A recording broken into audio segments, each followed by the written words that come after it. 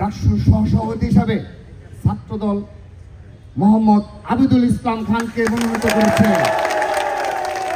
দেশের সর্বোচ্চ বিদ্যাপীঠের মাটিতে বাংলাদেশ জাতীয়তাবাদী ছাত্রদল বিগত 1 বছরে দখলদারিত্ব ও পেশি শক্তির রাজনীতিকে পুরোপুরি বর্জন করে ইতিবাচক ধারা শান্তিপূর্ণ শিক্ষার্থী বান্ধব ও সহাবস্থানের রাজনীতির চর্চা করে যাচ্ছে।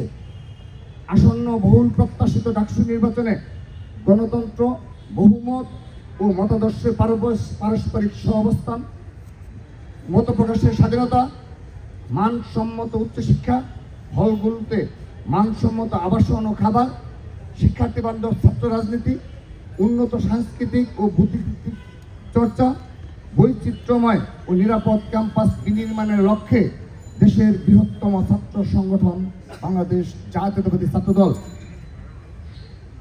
সমর্থিত প্যানেল আমি ঘোষণা করছি।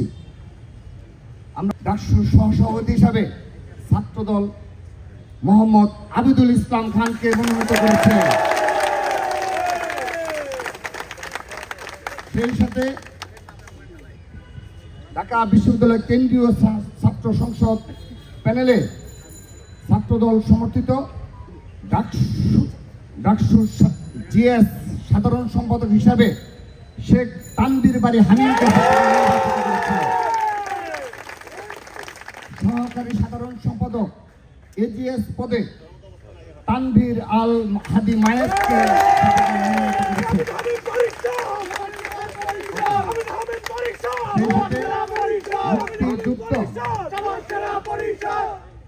সেই সাথে মুক্তিযুদ্ধ ও গণতান্ত্রিক আন্দোলন বিষয়ক সম্পাদক হিসাবে আরিফুল ইসলামকে ছাত্রদল মনোনীত করেছে। বিজ্ঞান ও প্রযুক্তি বিষয়ক সম্পাদক হিসাবে এহসানুল ইসলাম ছাত্রদল মনোনীত প্যানেলে ভোট করবেন।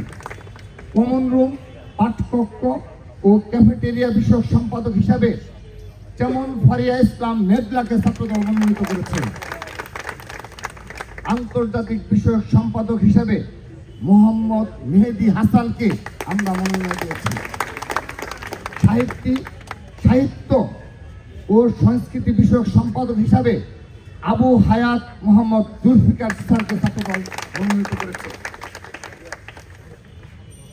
আমরা সেই সাথে একটি বিষয় স্মরণ করে দিতে চাই, গবেষণা ও প্রকাশনা বিষয়ক সম্পাদক হিসাবে 2024-এর 15 জুলাইয়ে আহত ঢাকা বিশ্ববিদ্যালয়ের শিক্ষার্থী সানজিদা আহমেদ তন্নির সম্মানে আমরা ছাত্রদলের পক্ষ থেকে গবেষণা ও প্রকাশনা বিষয়ক সম্পাদক পদে পদটি শূন্য রেখে আমরা পূর্ণভাবে সানজিদা আহমেদ তন্নির সমর্থন ঘোষণা করছি।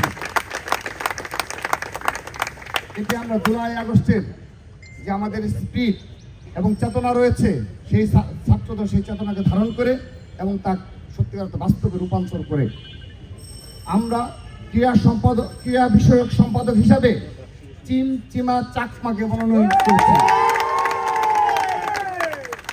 ছাত্র পরিবহন বিষয়ক সম্পাদক হিসাবে মোহাম্মদ সাইফকে করেছে।